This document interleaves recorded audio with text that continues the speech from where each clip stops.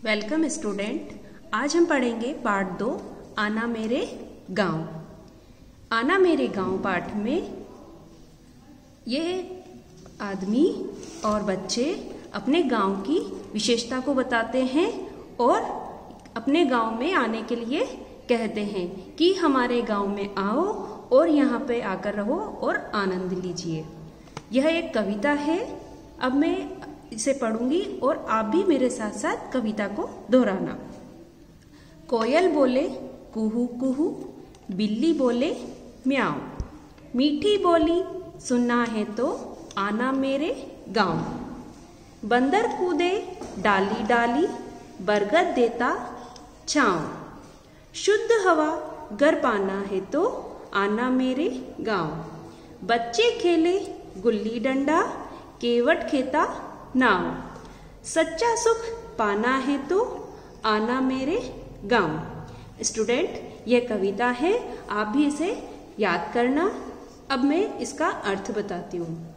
कोयल बोले कुहू कुहू, कोयल किस तरह बोलती है? कोयल की आवाज कुहू कुहू आती है। बिल्ली बोले म्याऊं, बिल्ली कैसे बोलती है? बिल्ली म्याऊं म्याऊं बोलती है। मीठी बोली सुनना है तो, जो पशु पक्षी आवाज करते हैं वह बहुत ही मधुर होती है। जैसे कोयल की आवाज मधुर आती है और भी बहुत सारे पशु पक्षी होते हैं जिनकी मधुर मधुर आवाजें होती हैं। अगर उनकी आवाजों को सुनना है तो मेरे गांव आओ। बंदर कूदे डाली डाली, बंदर कैसे कूदता है? एक डाली से दूसरी डाली पर, वह पेड़ों पे छलांग लगाता रहता है। बरगद देता छांव, और बरगद का पेड़ क्या देता है? हमें छाया देता है। हम पेड़ पौधे क्यों लगाते हैं? इससे हमें छाया मिलती है और शुद्ध वायु भी मिलती है। तो पेड़ पौधे गांव में बहुत अधिक होते हैं तो वहां पर छाया भी ज्यादा मिलती है। शुद्ध हवा घर पाना है तो, पेड़ पौधों से हमें शुद्ध वायु भी मिलती है। शुद्ध हवा घर पाना है तो आना मेरे गांव। इन सभी चीजों का आनंद लेना है तो आप मेरे गांव आइए।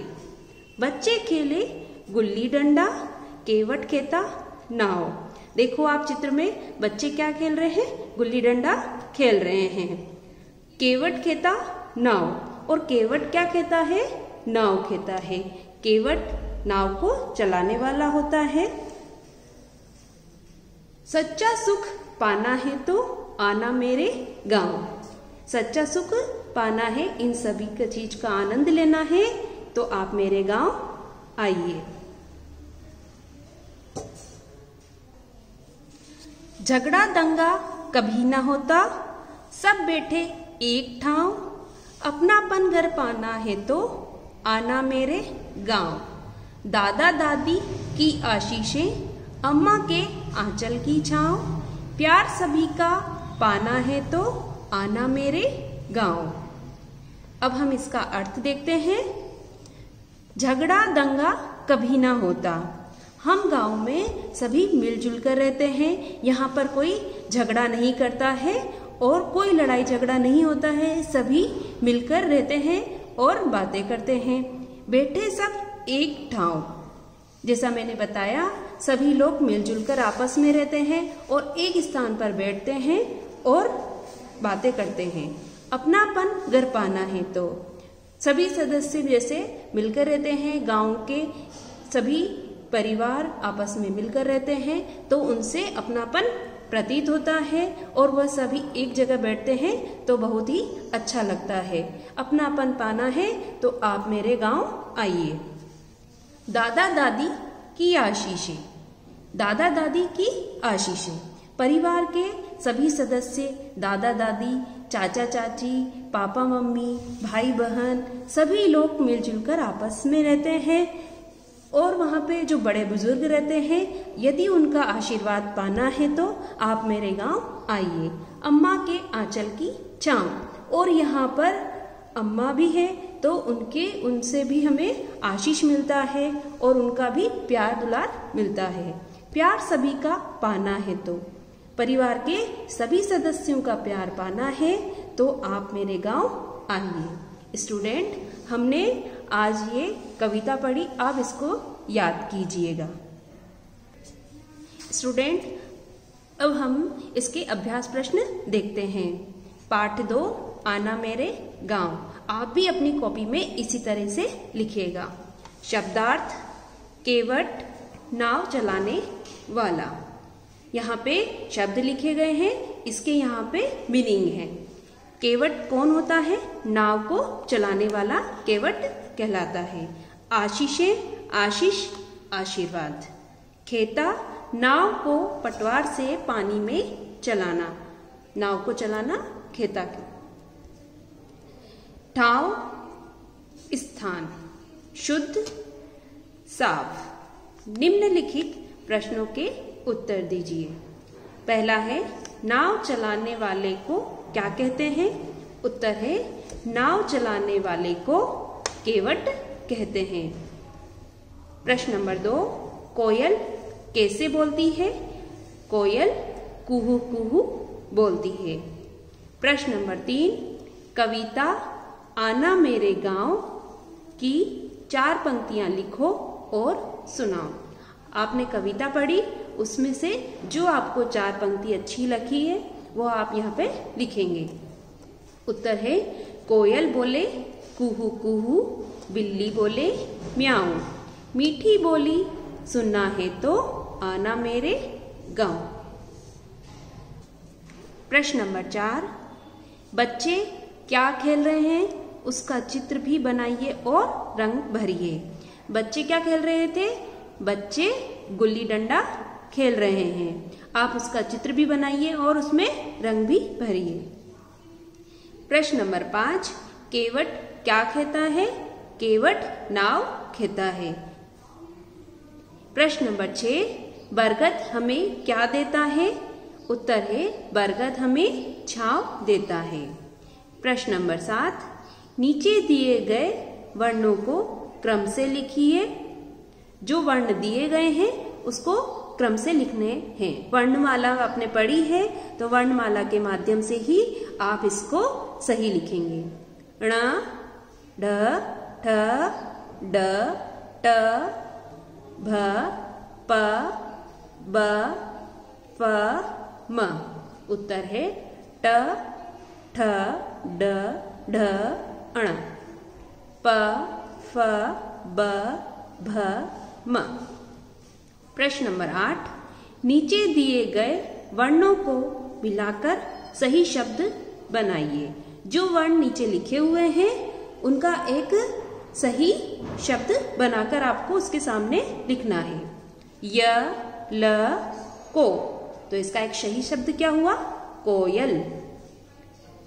व, ट, के, तो इसका सही शब्द क्या हुआ? केवट। र, ब, द, ग, इसका सही शब्द है बरगद। ल, आ, च, आंचल।